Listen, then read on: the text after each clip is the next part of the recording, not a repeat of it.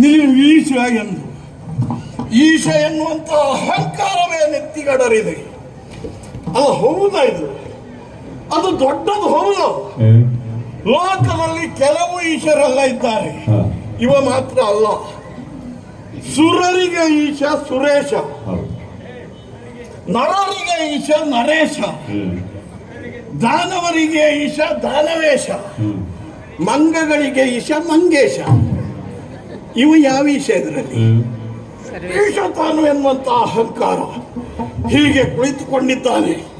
ಅಧ್ಯಕ್ಷರ ಪೀಠವನ್ನು ಏರಿ ಕುಳಿತಿದ್ದಾನೆ. ಅವನಿಗಂತೂ ಆ ಜ್ಞಾನ ಇಲ್ಲ, ಸಾಮಾನ್ಯ ಜ್ಞಾನ ಅದು ಇಲ್ಲ.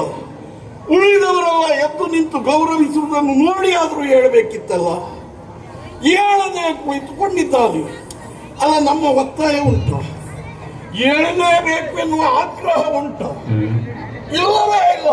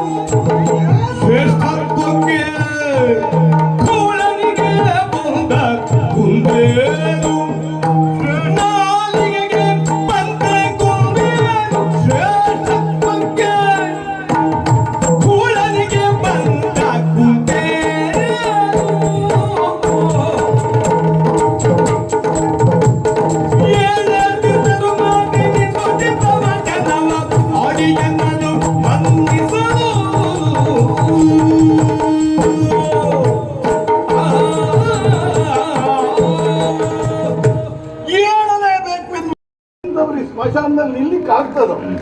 ದುರ್ವಾಸನೆ ಬರ್ತದೆ, ಸುಟ್ಟ ಕಮರು. ಅಲ್ಲಿಯೇ ಇರುವವ ಸ್ಮಶಾನದಲ್ಲಿ ವಾಸ ಅಂದ್ರೆ ಆ ಮಣ್ಣಿನ ಗುಣದಿಂದ ಇವನಿಗೆ ಸಂಸ್ಕಾರ ಬರುತ್ತದೆ ಎಂದು ನಿರೀಕ್ಷೆ ಮಾಡುವ ಹಾಗೆ ಇಲ್ಲ. ಮತ್ತೆ ಕೆಲವರಿಗೆ ಒಡನಾಟದಿಂದ ಒಳ್ಳೆಯ ಸಂಸ್ಕಾರ ಬರುತ್ತದೆ, ಸಜ್ಜನರ ಸಂಘದಿಂದ ಒಳ್ಳೆಯ ಸಂಸ್ಕಾರ ಬರುತ್ತದೆ, ಪಡೆಯುವುದಕ್ಕೆ ಸಾಧ್ಯ.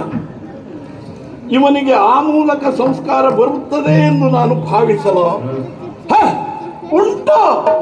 ಒಳ್ಳೆಯವರ ಒಡನಾಟ ನೋಡಿ, ಆಚೆ ಈಚೆ ಅವನು ಹಿಂದೆ ಮುಂದೆ ನೋಡಿ ನೋಡಿ ನೋಡಿ ಹಿಂದಿರುವುದೆಲ್ಲ ಭೂತ ಪ್ರೇತಾದಿಗಳೇ ಅವನ ಹಿಂದೆ. ಇವನ ಗಣಗಳು, ಇವನ ಒಡನಾಡಿಗಳು ಭೂತ ಪ್ರೇತಾದಿಗಳು. ಅವ್ರು ಕಟ್ಕೊಂಡು ಒಂದೆಂಥದ್ದು ತಕ್ಕ ತಕ್ಕಿಟ ತಕ್ಕ ತಕ್ಕಿಟ ತಕ್ಕ ತಕ್ಕಿಟ ದಿತ್ತ ತಾಂಡವ, ಅದಕ್ಕೊಂದು ಹೆಸರು ಬೇರೆ. ಭೂತ ಪ್ರೇತಾದಿಗಳ ಮಧ್ಯದಲ್ಲಿ ಇರುವವ ಒಡನಾಡಿಗಳಿಂದ ಸಂಸ್ಕಾರ ಸಿಗುವುದಕ್ಕೆ ಸಾಧ್ಯ ಇಲ್ಲ ಎಂದಾಯಿತು. ನೋಡಿ ಅವನನ್ನು ಒಮ್ಮೆ ಮೈ ತುಂಬ ಭಸ್ಮ ಹೇಳಿದ್ರೆ ದೊಡ್ಡ ಶಬ್ದ ಆಗ್ತದೆ. ಬೂದಿ ಬೂದಿ, ಸ್ಮಶಾನದ ಬೂದಿ, ಹೆಣ ಸುಟ್ಟ ಬೂದಿಯನ್ನು ಲೇಪಿಸಿಕೊಳ್ಳುವುದು ಅಂದ್ರೆ ದೊಡ್ಡ ಶಬ್ದ. ಹೊಡೆದುಕೊಳ್ಳುವುದು, ಹೊಸೆದುಕೊಳ್ಳುವುದು ಇವನಿಗೆ. ಹೌದಾ? ಬೂದಿ. ಹಾ, ಇವ ಯಾರಿಗೆ ಈಚೆ ಎನ್ನುವುದಕ್ಕೂ ಪ್ರಯತ್ನ ಉಂಟು. ಮೈ ತುಂಬ ಬೂದಿ ಉಂಟು. ಹೌದಾ? ಅವನ ಮುಂದೆ ಬಸವ ಇದೆ. ಆ ಬಸವನಿಗೆ ಇವ ಈಶ, ಬಸವೇಶ. ಮೈ ತುಂಬ ಬೂದಿಯನ್ನು ಲೇಪಿಸಿಕೊಂಡಿದ್ದಾನೆ. ಕೊರಳಿಗಂತದ್ದು ಹಾವು. ಅರೆ, ಜನರಿಗೆಲ್ಲ ಕಚ್ಚುವುದು ಹಾವು. ಹೌದಾ? ವಿಷಪೂರಿತ ಸರ್ಪ ಅದು, ಜನರಿಗೆಲ್ಲ ಕಚ್ಚುವಂತಹದ್ದು. ಅಂತಹ ಕಚ್ಚುವ ಹಾವು ಇವನಿಗೆ ಕಚ್ಚುವುದಿಲ್ಲ. ಯಾಕೆ ಕಚ್ಚುವುದಿಲ್ಲ? ಜನರಿಗೆಲ್ಲ ಕಚ್ಚುವ ಹಾವು ಇವನಿಗೆ ಕಚ್ಚುವುದಿಲ್ಲ. ಯಾಕೆ? ಆ ಹಾವಿಗೂ ಗೊತ್ತುಂಟು ಕಚ್ಚುವುದಕ್ಕೆ ಇವ ಒಂದು ಜನ ಅಲ್ಲ ಅಂತ. ಆದ್ದರಿಂದ ಹಾವು ಇವನಿಗೆ ಕಚ್ಚುವುದಿಲ್ಲ.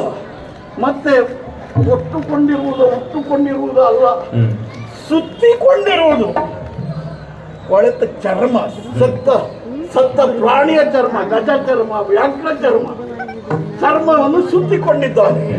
ಇಲ್ಲವನ್ನು ಹೀಗೆ ಮಾಡ್ಕೊಂಡು ಕೊಟ್ಟಿದ್ದಾನೆ. ಅಲ್ಲ, ಅಂಥವನನ್ನು ತಂದಿಲ್ಲ ಅಧ್ಯಕ್ಷನನ್ನಾಗಿ ಮಾಡಿದರಲ್ಲ ಯಾರು? ಇಂಥವನನ್ನು ದೇವ ಎಂದು ಪೂಜಿಸುವ ವರ್ಗ ಇದೆ. ಯಾರವರು?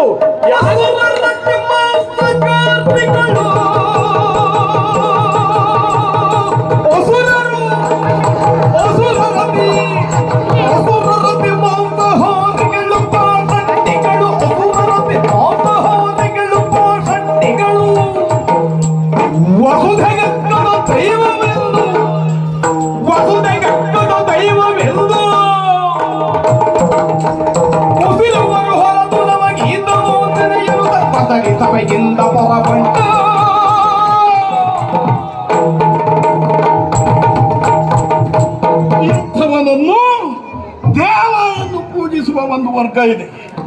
ಯಾರವರು? ಅಸುರರು. ದಿನವಿಡೀ ಖಂಡವನ್ನು ತಿಂದು ಬದುಕುವಂಥವರು, ಕ್ರೂರಿಗಳು, ಮಾಂಸಾಹಾರಿಗಳು, ಪಾಷಂಡಿಗಳು. ಅಂಥವರು ಇವನನ್ನು ದೇವ ಎಂದು ಪೂಜಿಸ್ತಾರೆ. ವಸುದೇಗ ಅಗ್ಗದ ದೇವ ಈತ. ಅಗ್ಗದ ದೇವ ಅಂದ್ರೆ ಇವನೇ. ಆ ಅಸುರರೆಲ್ಲ ಬಂದು ಹರ ಹರ ಶಂಭೋ ಮಹಾದೇವ, ಹರ ಹರ ಶಂಭೋ ಮಹಾದೇವ, ಮೆಚ್ಚಿದ್ದೇನೆ, ಬೇಕಾದ್ದನ್ನು ಕೇಳಿ ಕೊಡುತ್ತೇನೆ. ಓ ಇವ ಹೇಳುವವ ಮರ್ಯಾದೆ ಸತ್ತವ. ಕೊಡುವುದಕ್ಕೆ ಅವನಲ್ಲಿ ಏನುಂಟು ಅಂತ ಕೇಳ್ತೇನೆ.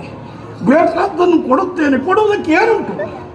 ಬೇಕ ಸ್ಮಶಾನ, ಬೇಕ ಹಾವು, ಬೇಕ ಬೂದಿ, ಬೇಕ ಸತ್ತ ಪ್ರಾಣಿಯ ಚರ್ಮ, ಬೇಡದೆ ಒಂದೇ ಇವನಲ್ಲಿರುವುದು. ಬೇಕಾದ್ದನ್ನು ಕೊಡುತ್ತೇನೆ. ವಸುದೆ ಗಗ್ಗದ ದೈವ. ಅಂಥವನನ್ನು ಇಲ್ಲಿ ಅಧ್ಯಕ್ಷರನ್ನಾಗಿ ಮಾಡಿದ್ದಾರೆ. ಅಲ್ಲ, ಅಧ್ಯಕ್ಷ ಪೀಠದಲ್ಲಿ ಕುಳಿತುಕೊಂಡಿದ್ದಾನೆ. ಅಲ್ಲ, ಕರೆದವ ಯಾರು ಅಂತ ಅವ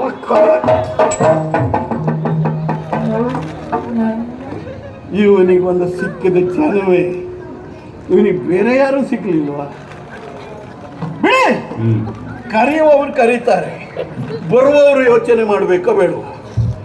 ಆ ಪೀಠಕ್ಕೆ ನಾನು ಎಷ್ಟರ ಮಟ್ಟಿಗೆ ಯೋಗ್ಯ, ಒಮ್ಮೆ ಆತ್ಮವಿಮರ್ಶೆ ಮಾಡಿಕೊಳ್ಳಬೇಕು. ಅದನ್ನು ಮಾಡಲಿಲ್ಲ. ಬಂದ ಪೀಠ ಸಿಕ್ಕಿತು. ಎಂತೆಂಥವರೆಲ್ಲ